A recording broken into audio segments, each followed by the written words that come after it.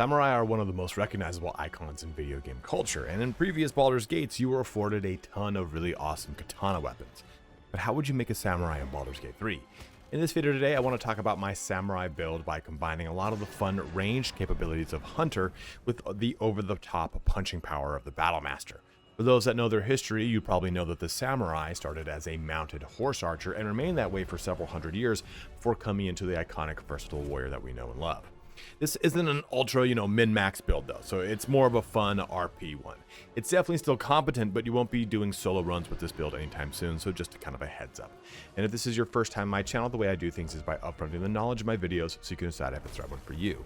So with that being said, we'll be taking 8 levels of Ranger in the Hunter subclass and 4 levels of Fighter as Battlemaster.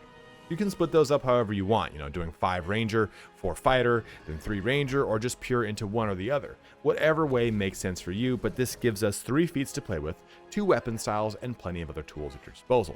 That's the entire gist of this video, and if that's all you wanted to know, please feel free to shut the video down and get back to creating your Bushi in Baldur's Gate 3. Before you head out, please don't forget to like, comment, subscribe if this video was helpful, as each one of those things does help me out in a huge way.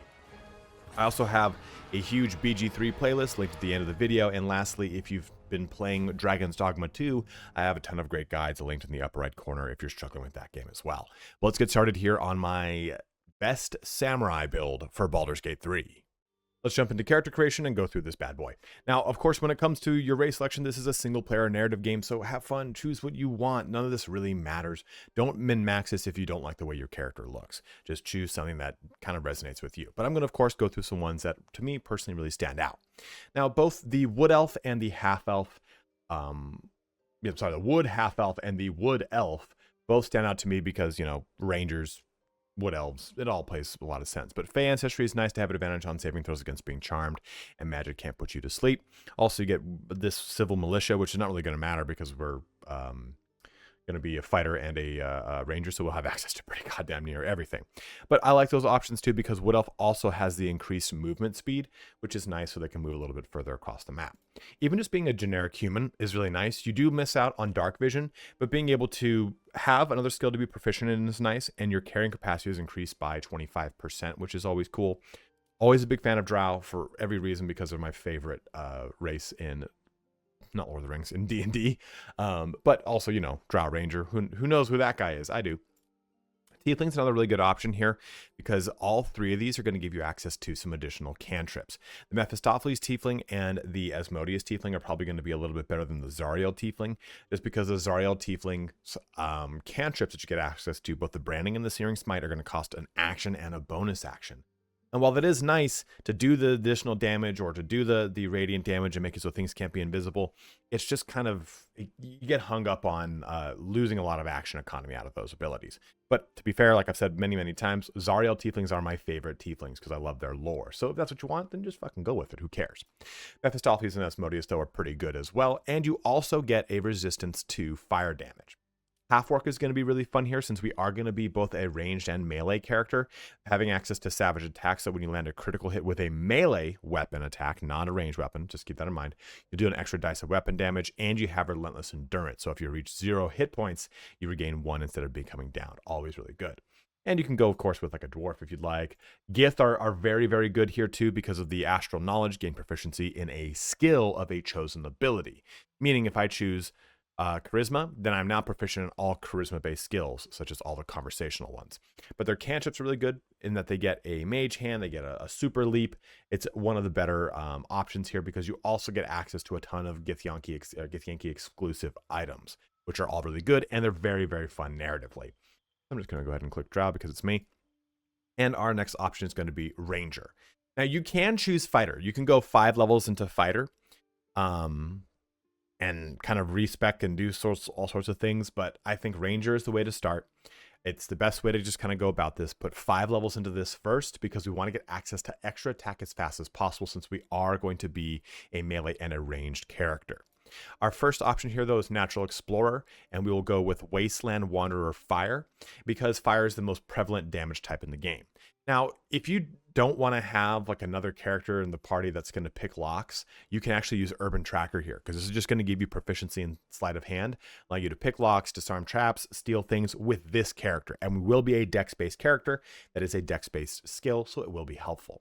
And our favorite enemy is going to be Ranger Knight. This is going to give us a proficiency in history, which is cool, but it gives us heavy armor without having to wait for fighter. And most importantly, if you do not start as a fighter or as a paladin, you cannot get heavy armor unless it is granted by, say, a cleric subclass, or it is granted by a feat that you've selected. This is the only other way to get it. Like I can't multi-class here into fighter and get heavy armor. It doesn't work like that. This is what turns it on for us, and splint mail is definitely samurai armor, trust me. Now, as far as your background goes, of course, please roleplay this. Choose something that makes sense for you and the character you have in mind for Baldur's Gate 3. Are you a noble son, as I said so many times before? Are you some sort of wayward criminal that has gotten on the straight and narrow? Are you not even on the straight and narrow? Are you just a straight up criminal? Are you a charlatan? Are you some sort of learned sage that has studied the bow and other sort of things in nature, and this is how you come about to being in the party? Whatever it is, choose what makes sense for you. My always been max pick is going to be Guild Artisan, because it gives us both insight and persuasion, which are two very good skills that you will use for the entirety of the game. Trust me. Now let's go ahead and unclick these. Now, since I'm a drow, I get access to perception, but perception is a very good skill if you don't otherwise have it here. And I definitely recommend getting one of your conversational skills becoming a proficient in them. That should say +2 right there, because we have it inherited from our background. But insight is a really good one. You can go with animal handling if you want to lean into it as a ranger, but let me tell you, if you have speak with animals, you will use your conversational skills to talk to the animal. If you do not have speak with animals, you use animal handling to talk to animals. So if you're using speak with animals, which rangers get, this is a useless skill. I'd personally recommend against it. But investigation is really good. Stealth, if you want to take advantage of that. Sleight of hand, if you want to do any kind of thievery with your character, but that's going to be through the favorite enemy, right? So just kind of choose whatever kind of makes sense for you. Even survival's not too terrible here. So just choose whatever makes sense for your character and the party you have in mind. Now, as far as your ability points go, this is how we split them up. I put 10 into strength here because we are going to be wearing heavy armor, and strength is heavy. So this way, at least you're going to have a little bit of carry capacity to deal with that, and you're not just kind of jammed up otherwise. Outside of that, we have 16 dexterity, which is going to be our primary damage stat. Now, I've gone ahead and done 16 dexterity. If you are a little bit more, kind of wise in the ways of science, you can go ahead and put 17 points here into dex if you want, and get, like, say, the hag's hair and other things like that to buff this up. I'd remove the points from either wisdom or charisma, depending upon if this is your face character, the character you're playing, or one of the characters in the party. But if you're not going to get the hag's hair and you don't want to worry about that, or you don't even know what I'm talking about, and you just want to have a balanced playthrough and not worry about it, just put it at 16. You're going to be just fine. Don't worry about it. It's not a min-max build. You're going to have 16 point into Constitution. This is going to give us all of our damage for both melee and ranged, and all of our health with Constitution. We're not worried about really pretty much anything else. We're going to have 12 points into Wisdom, and that's strictly for having the capability to kind of cast a little bit more with our Ranger capabilities, but that's not really a big focus for this character, so I haven't put a ton of points into it. If you do want to put more points here, you can drop your Charisma a little bit and put them in there, but I think you're going to be just fine with 12. And we've got 12 charisma because, again, I'm assuming this is going to be your face character, and then you're going to want to have some sort of conversational capabilities. That is where charisma kicks in. So I'd take this one last point and put it, like, I don't know, into wisdom. There are things in the game that can give you +1 to wisdom, like a necklace and things like that, so that can at least be somewhat beneficial. But other than that, I'd say this is your pretty good ability point setup for the entirety of the game. And the progression for this character is going to be pretty straightforward. I think I say that like every damn time. But we're going to jump into level 2 here on Ranger, which is going to give us our spells. Now, some of the big spells that I really like are things like Hunter's Mark, which are really fun to add some additional damage. Speak with Animals, which is just nice to have on some character because it is a ritual spell, meaning that when you cast it, it's not going to use up a spell slot. So it gets you a nice bit of worth. I'm not a huge fan of Ensnaring Strike because it forces you to do a concentration, so I'm not as huge of a fan on that one. But I do like Hail of Thorns. It's a nice little level 1 spell as well. So I'm going to probably go with, Long Shredder too is also a very good one. Make sure you have one character in your party that does have Long Shredder. That way they can increase your movement speed by 10 feet. So what I'm actually going to do is do this, because I'm just going to focus on not the spells so much for this character, but it'll be nice to get these out of the way so maybe my other characters can free up their spell slots. And for our fighting style, you're going to have to kind of decide for yourself how you want this to work. Do you want to focus more on archery, or do you want to focus more on melee? Regardless, we're going to be taking both of these fighting styles no matter what, but we've got archery, which is going to gain a +2 bonus to ranged weapon attacks, or dueling. When you wield a melee weapon that is not two-handed or versatile in one hand and no weapon in the other, you deal additional 2 damage with that weapon. So since we do not have katanas in this game, there's only one katana in the whole entire game, we are going to focus on using rapiers. They are not samurai weapons. I am very well aware of that. And I wish I could use a cooler weapon in its stead. But because we're kind of leaning into dexterity, I'm going to go with rapiers because it's actually a very good one, and there are good ones in the game, and I've never done a build with one. But if you don't want to use rapiers, just simply go ahead and use any kind of finesse weapon, short swords, scimitars, even the 2 long swords that are finesse weapons, the Father Aluve and the Laurenthians, whatever the hell, both are in Act 1. They're really easy to get, but these are your 2 options for fighting style. I'm going to start here with archery because I want this character to initially fill an archery role, since we're going to take 5 levels into ranger and then we're going to pivot into fighter. So those are our initial points here. Did choose archery, right? Look how sick this armor is. You probably never put on scale mail +2, but this is scale mail +2, and it's like the coolest damn armor in the game. And Saravox helmet's like the coolest thing I could kind of get to kind of match like a samurai helmet as best I could. Now, another spell here I'm going to go with is just Hunter's Mark. Again, Hail of Thorns is probably the one we're going to pick up after this. Our subclass, though, is going to be Hunter. And we've got 3 options. Colossus Slayer, once per turn, your weapon attack deals an additional 1d8 if the target is below its max hit points. Giant Killer, if large or bigger creature attacks you, you can use reaction to make another melee attack. Or Horde Breaker. Go with whatever you want to go that kind of fits the niche of your party, But Colossus Slayer is what I'm going to default to because look at this. Once per turn, your weapon attacks deal an additional 1d8 if the target is below its hit points max. That's probably going to be every time you hit a target. And it's not relegated to a specific size of creature. So that's why I really like this one. Versus Giant Killer is large or bigger creature attacks you. So there is a requirement for this one. Horde Breaker, target 2 creatures standing close to each other. So this is really cool if you want a little bit of ranged capability. But Colossus Slayer is where we're going to be going with that. We're going to go ahead and press accept here and jump into level 4, which allows us to replace our spell if we so wish. But we're also now going to talk about our feat. So your feat options are quite a few actually here. We're going to get access to 3 feats. Since we're taking our ranger to level 8 and we're taking our fighter to level 4, that's going to be a total of 3. And what this is going to come down to are some decisions for you, but I think the biggest one we're going to focus on is first going to be Sharpshooter. Your ranged weapon attacks do not receive penalties from high ground rules, and you have a -5 to hit, but you do a 10 additional damage, which you can toggle on and off. That's going to be a must-have for this build. Now, I also really like Alert for this build because, yeah, sure, we are focusing on dexterity, but we don't really have a way to kind of really make sure we go first. And I really like this for this build to give us the flexibility to decide whether we want to use a ranged attack or a melee attack. I find that if you take a ranged, an archer specifically, and you don't have Alert, your initiative is going to roll however it's going to roll, and sometimes someone's going to close the gap on you, and it makes it very frustrating to be an archer character and someone's already closed the gap and now they're going to hit you and blah blah blah blah.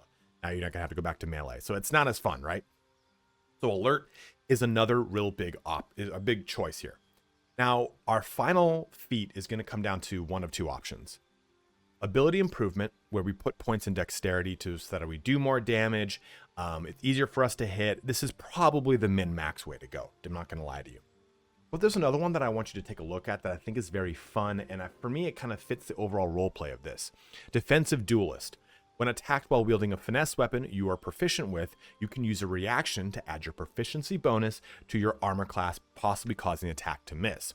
Your proficiency bonus will be 2, 3, or 4, depending upon what level you are. And I just really like that. I think it really leans into the style of character that we are playing, right? We are playing a samurai. And as a samurai, yeah, sure, we were a horse archer at one point, but there is a kind of art to the... that's Kinshi Guru. I can't remember the name of it. There's an actual specific name for the sword art in which samurai fight with, and I can't remember off the top of my head. I'm sorry, my history is bullshit right now. But either way, I think this really leans into the role play of the character. So you could even swap this off for alert if you want to really lean into the melee direction of the character, which is totally viable. In which case, you take ability improvement to 18, you'd take defensive duelist, and you would take sharpshooter in whatever order makes the most sense for you. Since by the time you get this, it's level 4. I think if you're going to take ability improvement, now is the time so that you're more apt to hit. It can be really punishing in the beginning of the game with having low dexterity. So I'm going to actually put my 2 points here into ability improvement and decide as I go through this level if I want to go defensive duelist or not. Jumping into level 5, we're going to put some more points into stuff, but we're going to get extra attack. So now every time we attack with our ranged weapon, with our melee weapon, we get to hit an additional time. That is absolutely juicy. And we get a second level spell. And it's really going to be spike growth. We're at level 5 right now, and that's going to give us a ton of use throughout the entirety of the game, but especially at level 5. You're going to be using this throughout the entirety of Act 1, Act 2. Going to be a little tricky in Act 3, but it's still going to come to be quite useful. You can stack this with a lot of other abilities that allow you to kind of put some sort of substance on the ground to slow people down or hinder them, and spike growth is just such a good one here. We'll take this one, we're going to accept this level, and we're going to come into level 6. Now, you can go ahead and jump all the way up to level 8 with the Ranger right now if you want, but I'd rather get a little bit more flexibility into this build and a little bit more utility by jumping into Fighter. And by doing this too, we unlock Dueling, our other fighting style, right? So now when we do melee damage, we do 2 more hit points of damage. You can definitely go with defense if you want to just get a raw increase to your armor class and be a little bit tankier, but dueling is kind of what I have in mind for the overall kind of roleplay for this character. If you're wondering, by the way, this is Bloody Plum. I keep looking at the armor, I'm like, screw the video, this armor is so fucking cool. But leveling up here, we're going to another level of Fighter, and we're going to get our Action Surge. So now we have the ability to have an extra full primary action, which is absolutely juicy. We're going to get Fighter level 3, which is going to give us our subclass of Battle Master. Now, why I like this is that it's going to give me access to 3 maneuvers. If you want a little bit more of just an on-the-rails character, you don't want to deal with additional buttons to press, you're like, hey, you know what, maybe I just want this for my non-main character, just go Champion. It's just going to increase your crit strike by 1, so rather than critting on a 20, you'll crit on a 19. So it's a little bit easier for you. But Battle Master is the way to go here, and what I like about this is it does add in some really fun abilities. Riposte is one of my favorites here because this now kind of gives us the ability to weaponize anytime someone misses, right? When a hostile creature misses you with this melee attack, expend a superiority die to retaliate with a powerful strike that deals 1 additional 1d8. Now, this is going to go really well with that defensive duelist we talked about, right? Because we can hopefully incur a miss a lot easier. Now, what you want to take a look at with all of these is that the majority of them have 2 different styles. You can either use them in melee or in range combat, and I really like that.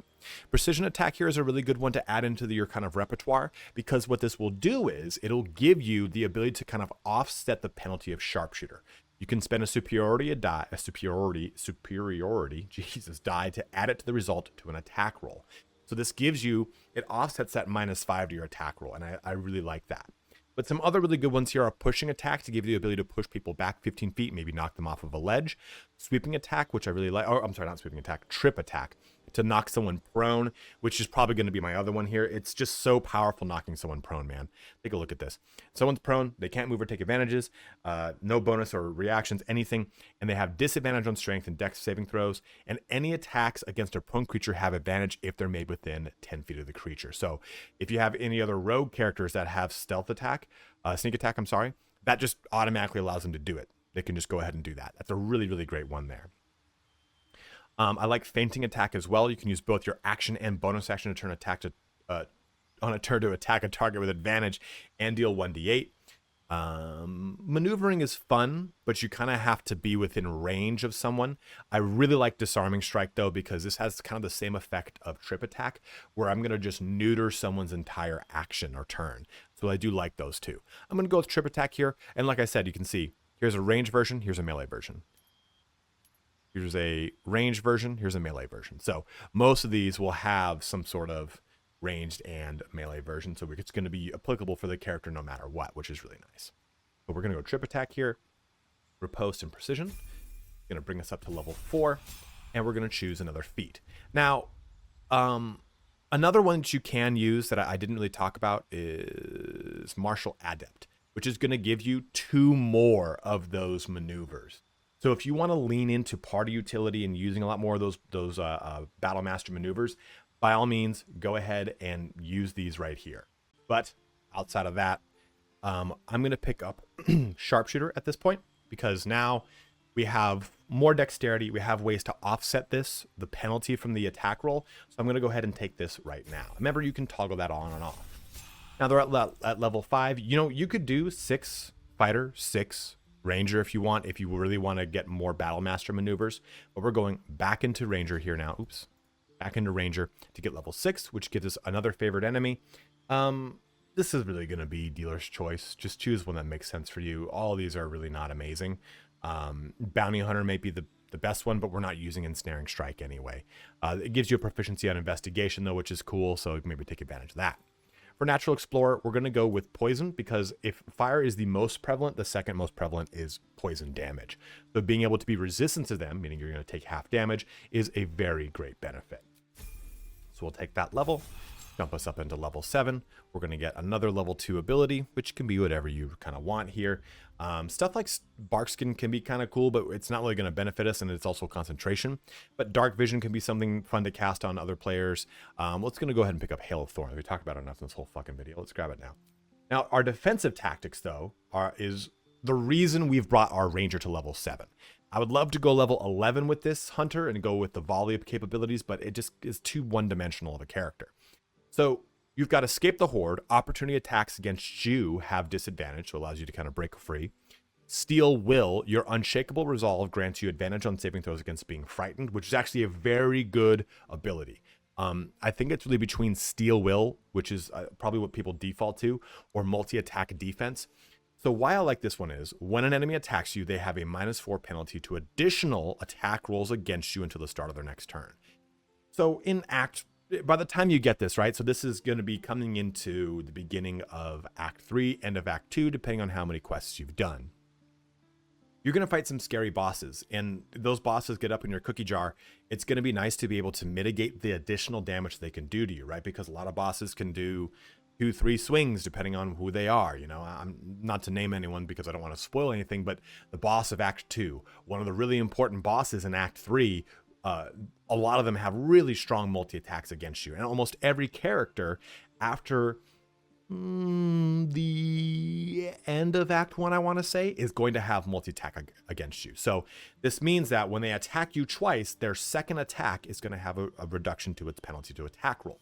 Now this plays into the capability to A, use Defensive Duelist, B, use Riposte, and C, use this. So we have a lot of really cool reactive things that are going to allow me to really punish an enemy whenever it takes a pot shot at me.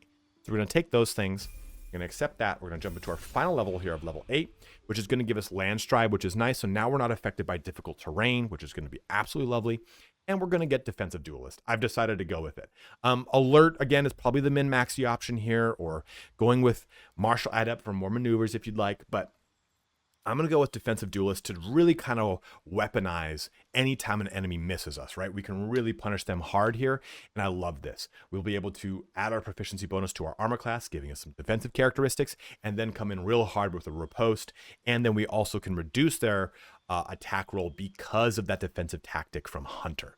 So this concludes our leveling up process. Let's now talk about all this put together. So here we are with this character, and you know, there's not a lot on this bar. There's not a ton going on. You're not going to be completely swept up in all these many options for you. And I think that's kind of a benefit, a strength to this character, because it is not an overwhelming character. It's a great one for you to play for yourself, that you can have a lot of attention spent to the other classes, or one that your other classes are playing and you can just spend a little less time on them. Do keep in mind though, you want to make sure you get this passive of Sharpshooters all in. You want to make sure you pull it onto your main bar. You would do that by pressing K, go to common, sorry, and no, we go to fighter because we pulled it as a fighter. Whoever you got that feat on, it'll be in their respective spell book. So we got it on our fighter. It's right here. So we're just going to put that right here. We can just toggle it on and off. We know when it is on. This being the thing that reduces our attack roll, but we do more damage. And I've got the capability here to add our superiority die, which are these guys right here, and they replenish on a short rest. So this allows you to kind of stay in the fight for a long time, right? Action Surge replenishes on a short rest. Our Second Wind replenishes on a short rest. Of course, our spell slots don't. Those are all long rests, right? But we're not really leaning on those to do the majority of our damage. We're leaning on our ranged capabilities. We're going to have a lot of fun with those once we jump into some combat and kind of show off what we can do there. But again, this is a really straightforward, very simple build that just kind of leans into doing a lot of single target damage or doing a lot of range damage, depending on if I'm in melee or not. And the big thing that we're focusing on too is using duelist prerogative. Usually I put this in the equipment section, but it's a large driving force of this entire build.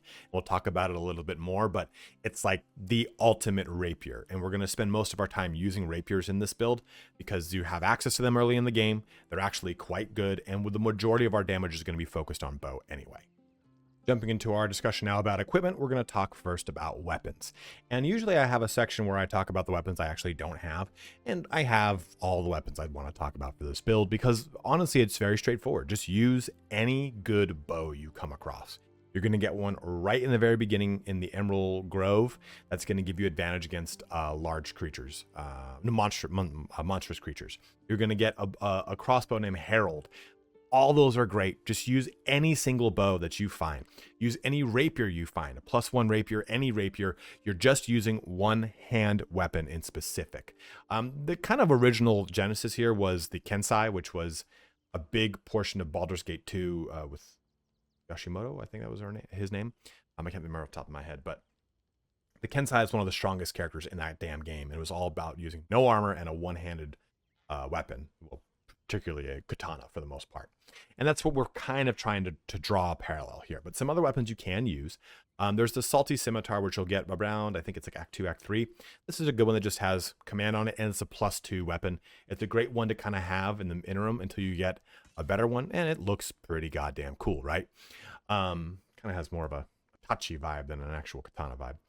And then we've got the Falar Aluve, which you'll get on Act 1. You can just simply use this just like this, and you'll be just fine. It doesn't matter.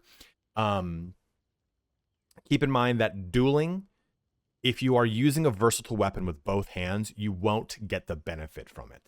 So there is that, to keep that in mind. But you can simply use a shorthand with one hand as well. The sort of life stealing that you're going to get in Act 2 is a really good one as well. You have access to tons of short swords and rapiers throughout this game. Scimitars as well. There's a really good one that you're going to get from killing some gnolls and during the gnoll portion. You can go with that one for as long as you want. You can end up with Belm when you go to pick up Jaheira in Act 3. Belm is a great one here. What I like about Belm, it has one of the benefits of the duelist prerogative, and that is the perfectly balanced strike. So now I can use my bonus action if I'm in melee to basically do another full primary action hit. And that's important to note, that perfectly balanced strike is not like doing an offhand hit, which it's got a little bit of a reduction to its damage. This is a full-on swing using my bonus action, and it doesn't replenish on it just replenishes per turn. So you get a lot of benefit out of it. I strongly recommend Belm. Also, Belm has Whirlwind Attack, which is really cool, is that it allows me to do an area of effect ability. So if you don't want to use the duelist prerogative, Belm is a really good alternative. Now, the duelist prerogative is this one right here. And you're going to get this in Act 3 by doing the remainder of the Hag quest, is all I'll say. But this one is just an absolute titan. It's a +3, so it's already going to be doing really well with your damage rolls. Elegant Duelist, while your offhand is empty, you score critical hits when rolling a 19. Moreover, you gain an additional reaction per turn. Remember, our reactions, let's press this button, defensive duelists. Now we have that, so we can do this an additional time per turn, or riposte an additional time per turn, or Wither and Cut, which is a portion of this ability, of this sword right here, this rapier. Here's what Wither and Cut is. On a hit with a melee weapon, use a reaction to deal an additional necrotic damage equal to your proficiency bonus. So you have that built into the weapon. And just like Belm, we also get Dueler's Enthusiasm. So we can do a whole full-fledged swing with our bonus action rather than using our offhand attack, quote unquote. It does a ton of damage. It's really good. If this was a katana, it'd be even better. There's only one katana in the game, and it's just a green +1 longsword. It's basically what it is. It's just a generic longsword that looks like a katana. It doesn't do anything special. It is so frustrating. But this is definitely the quote unquote best in slot for this build. Now, outside of that, though, again, like I said, for bows, just use whatever you find. You'll eventually find the Hellfire hand crossbow, which you can use. Crossbows aren't a big focus of this build, but you'll eventually get stuff like the Bow of the Banshee, which is nice, which can inflict frighten. You also get access to, do I not have it on anyone? Why would I have that? The Drake Fire short bow right here. The Dark Fire short bow, which gives you resistance to cold and fire damage as well as haste. You'll get this right at the beginning of Act 2 at the end. So it's a real great option that if you wanted instead, just go with this until you find, in my opinion, the best bow in the game, which is the Dead Shot. The number you need to roll a critical hit while attacking is reduced by 1. So now we're going to critical hit between both of these on an 18 rather than a 20. The wielder doubles their proficiency bonus when rolling ranged attacks with this weapon unless they have disadvantage. So this is really awesome, right? We can really lean into the damage profile of a ranged weapon with the Dead Shot because we add double the proficiency bonus when rolling ranged attacks. And you can also get a little bit more of a benefit here with Braced. Spend 20 feet of your movement speed for the rest of your turn, roll ranged damage twice and use the highest result. Both of these two in conjunction allow this bow to just be shooting basically like ballista bolts downfield and just capping fools left and right. It's one of my favorite weapons in the game. Now, there's another one that's really good. It's called the Gaunter Mail. I don't like it, personally. It doesn't... I think the Dead Shot gives me more overall utility. This on hit possibly inflict a guiding bolt upon the target, which is cool because now I have advantage, right? The next attack roll made against this creature has advantage. That's cool. It's got a 20-foot radius glow to it. It's a +3. It gives me Celestial Haste, which is different than your normal Hasten, I believe. Yes, it is. I was making sure that doesn't say it on here. This does not exhaust you. That's the difference between your normal haste and Celestial Haste. This will not exhaust you after the end of it expiring, which is really cool. Also, it lasts for what? 5 turns, so it's a little bit shorter. And lastly, you have the Bolt of Celestial Light, which is probably the biggest reason to take the bow here. Frighten your target with intimidating arrows. After attacking, ranged weapon attacks made by the Gaunter Mail deal an additional 1 to 4 radiant damage. Personally, for me, this is a bow that needs to lean into radiant style of damage, and that can be done. I have a light archer build in my mind. If you want me to post a light archer build, let me know. I'll make it. What? Let me know in the comment section below if you want me to do a fucking light archer build. Is what I'm trying to say. Where I just focus on radiant damage. Good lord, just learned to speak today. But those are all of our weapons. Let's now jump into some armor. So armor choices for this build are, again, really open. Use whatever you find. I've done what I wanted to thematically, and that's what I'm wearing. But really, there's some really good ones that stand out, but there's nothing that's going to be completely over the top. Like, if you don't get this build, it's just not going to work. There's plenty of ways to approach this. So let's start off with the helmet here. I'm using Ceravoc's Horn Helmet because this gives us dark vision if we were a human, but also the number you need to roll a critical hit while attacking is reduced by 1. So with this helmet on, this bad boy here, and that over there, we go from needing a 20 to a 17 to critical hit. You can't be frightened, cannot be afflicted with other emotion-altering conditions, and a +1 to your con throws. Really nice all the way around. Other helmets, too, are just stuff like the Flawed Helldusk helmet. Use pretty much any helmet you can find. This just kind of really fit the theme, and it's also a really good helmet, but it really looks, you know, it's definitely no Oni, but it is kind of has an overall feel of a terrifying visage on your face to inspire fear into your enemies as you charge them down with your horse. Otherwise, we also have capes. So we're going to have the Cloak of Protection is a really good one for armor class and saving throw. The Cloak of Elemental Absorption is a really good one here just to kind of help give you some magic deflection damage. The Shade Slayer Cloak, I did have on here somewhere, but it requires you to be lightly obscured. Here it is. You can go with this one if you want while hiding the number you need to roll a critical hit while affected reduced by 1. That didn't fit the theme for how I'm playing this character, so I did not include this in the mix. But it is not a bad one. Same thing here with the Cloak of Displacement. This is also a very good one. At the beginning of the wearer's turn, the cloak activates, granting enemies disadvantage on attack rolls that target the wearer. So if you want to lean more into the actual range portion of this build, this is a great way to do it because it allows you to really kind of cause disadvantage on people's attacks, which, remember, you can weaponize in a lot of really cool ways when they miss. Outside of that, though, we have our chest armor. So I know I wanted to focus on heavy armor. It was the point of this build. And we're not pulling armor class into our character with our dexterity unless we use the armor of agility. It's a medium armor. It didn't fit the overall theme, but I would be remiss if I did not bring it up because you can see my AC is 19. If I wear this, it jumps up to 22 because we have a full +5 from dexterity. I have +2 extra dexterity because of Thief's Memory story event. But if you don't want to go with the medium armor and you want to stick with heavy armor and stick with the theme like I'm doing, the adamantine, this is the scale mail. I unfortunately don't have the splint mail. The splint mail is goddamn awesome looking. It is very like on brand for this character. There's no but. You get it right here at the end of Act 1. It does all these things +1. So all incoming damage reduced by 2 rather than 1. When a melee attack hits you, the attacker is sent reeling for 3 turns rather than 2. Attacker cannot land critical hits on the wearer, and it's a disadvantage on stealth checks. And the AC, the base AC is 18 rather than 16. So it's really easy to get. It's a really good piece of armor that you're going to use for a lot of the game. Another really good one here too is the Dwarven Splint Mail. This is also a splint mail, and it kind of has roughly the same look that I was going for, but it's a very good piece of armor. You take 1 less piercing damage, +1 bonus to strength saving throws and checks, and +2 constitution, so you have a lot more health and survivability. It's a very good chest piece that you're not going to go wrong with. But you know, honestly, this is a really good piece of armor. It has all the benefits of the Dwarven Splint Mail. It just doesn't have the +2 to con. Plus, you take 1 less piercing damage, gain +1 bonus to strength saving throws and checks. You're an archer, man. You're in the back line anyway. It's 19 AC. You're pretty much set here. You can really jump into the armor of agility or jump into some sort of min-maxy option with your armor, but I think you'll be just fine with splint armor +2. You can buy it at the beginning of Act 3 in Rivington, and I actually think you can buy it at the very end of Act 2 as well.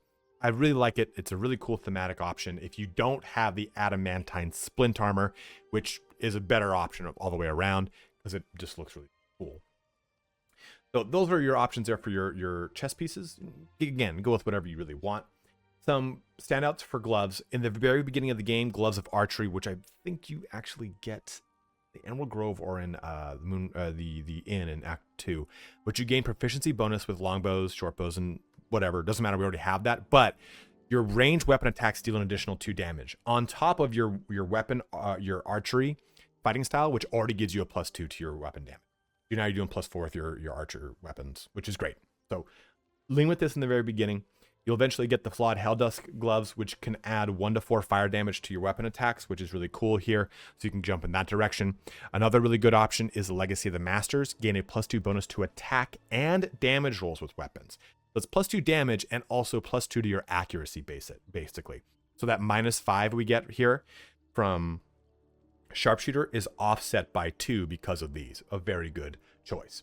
Now, I think probably the best in slot here, though, is the Gauntlets of the War Master. Targets have disadvantage on saving throws against your maneuver and weapon actions. So this allows you to get these weapon actions off far easier since they have got disadvantage on these, and that is absolutely crispy. But this also applies to stuff like Hamstring Shot over here, or Piercing Strike, or Flourish, because these are all weapon actions. So you get a lot of use out of this that isn't strictly tied to you simply being a battle master, but you also get the benefit here if you're trying to knock someone off balance, inflict a gaping wound, give them a little bit of a hamstrung, or do Weakening Strike to weaken their grip. Weaken their grip. So I overall really like these gloves. They just fit perfectly. For boots, use whatever boots you want that kind of are pretty good mobility boots. The Disintegrating Night Stalkers are good Act 1 boots that you'll be getting. Can't be enwebbed, entangled, or ensnared, and you get Misty Step. So a great way to kind of get around the battlefield. Boots of Striding are really good here too. When you cast a spell that requires concentration, you gain momentum for 1 turn. Well, guess what? This requires concentration. So this gives you momentum so you can move around a little bit easier. Very easy to get these in the very beginning, and you can never be knocked prone with them while you're concentrating. So I like this quite a bit. And +1 to athletics. Probably the best in slot is Boots of Persistence, because this gives you freedom of movement and long strider. So you're just free to do whatever the hell you want at all times, which is really nice here. Into our jewelry slot, again, use whatever kind of fits. Advantage on wisdom saving throws and shield. Amulet of the Harpers is one of my favorite simple amulets you get in the game.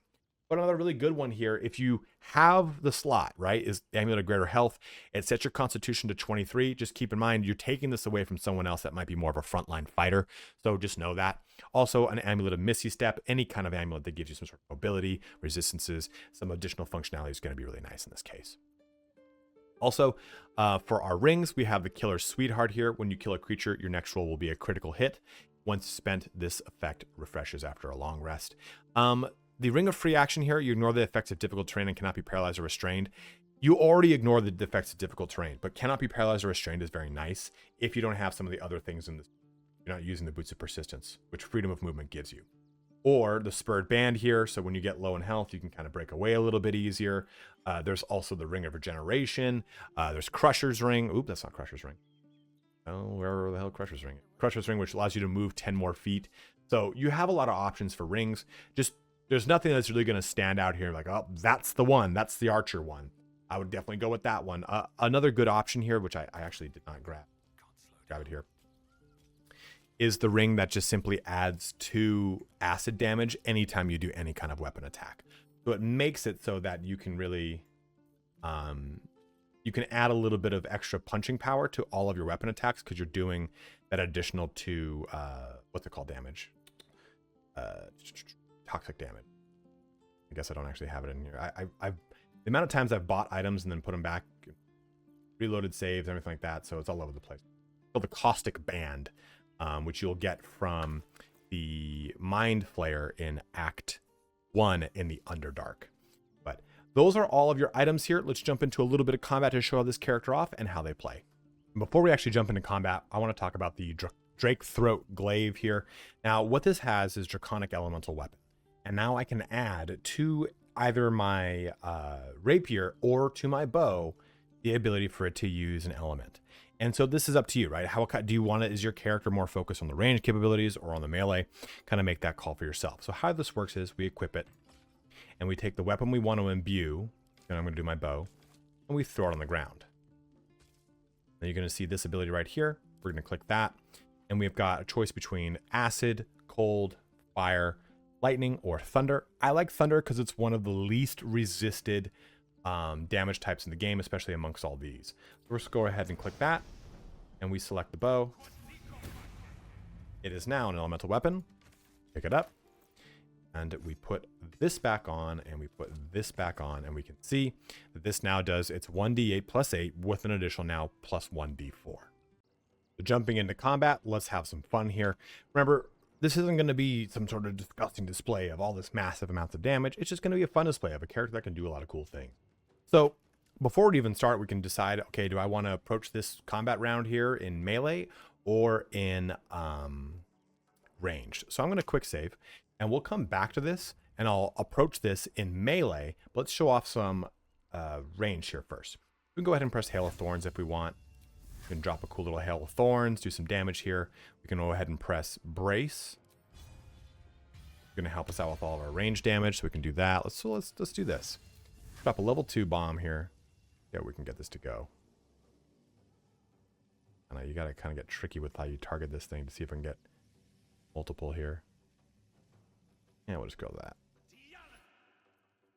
And we'll do Cutting Words and Luck of the Far Realms, force a critical hit. And it just does a little thicket of damage right there, right? And then I can also say, hey, you know, this guy, let's try and trip him from ranged. Oh, nailed it, dude. And we could use superiority or precision attack here. Now add to our damage. And do quite a bit, right? So, I mean, just to kind of take a look at all that.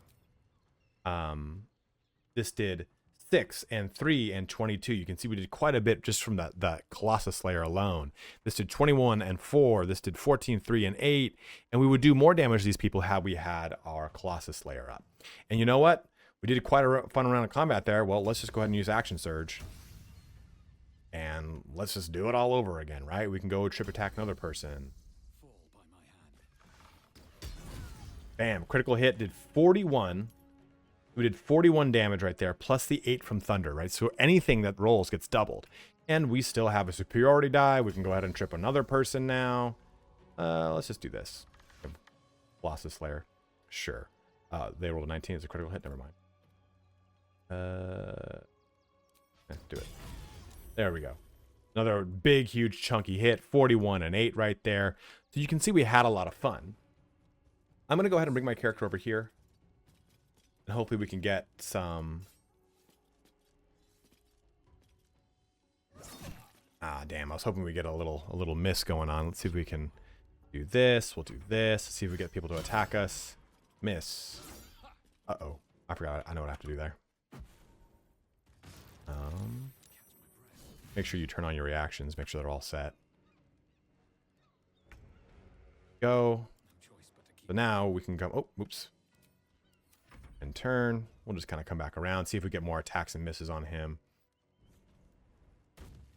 And they'll probably actually go over this direction.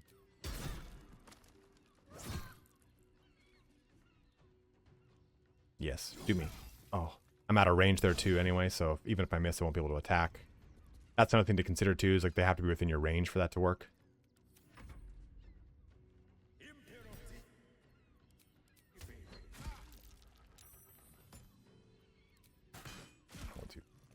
Around to my character. And you know what? What we're going to actually do here is let's jump back ahead. We'll reload and have some fun with some melee.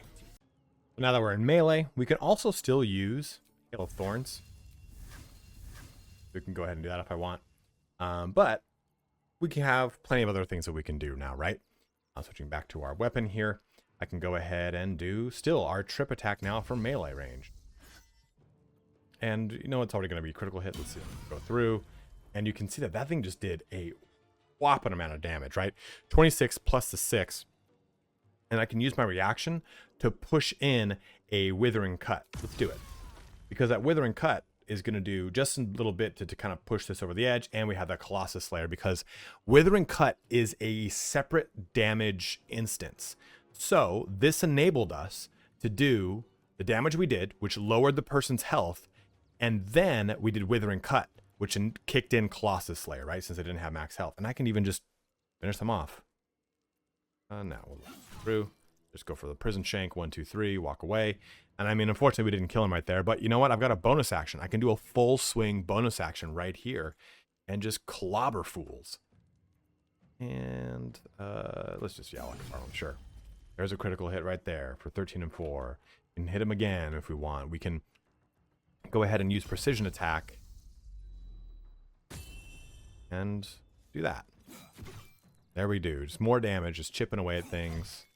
Whatever we want to do. And I'm not going to let that all go through. I'm going to end that turn.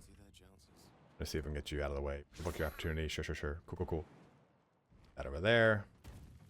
And that turn. Me being in the cookie jar over here. Damn, that hit me. At least I resisted the trip. Which would have messed with everything else. Okay, there we go. We got a miss. So I can riposte here.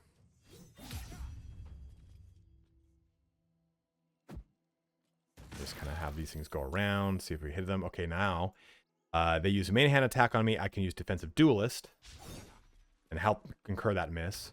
So a lot of really fun things that we can kind of trip off of or have things going on. This character seems like a very passive one, and that there's not a lot of abilities going on with the character, but I think it's also one that's very easy to kind of get your brain around. You can have a lot of fun with. You have a lot of tools. People can miss you very easily. You can weaponize those misses. You can do a lot of fun things with this one.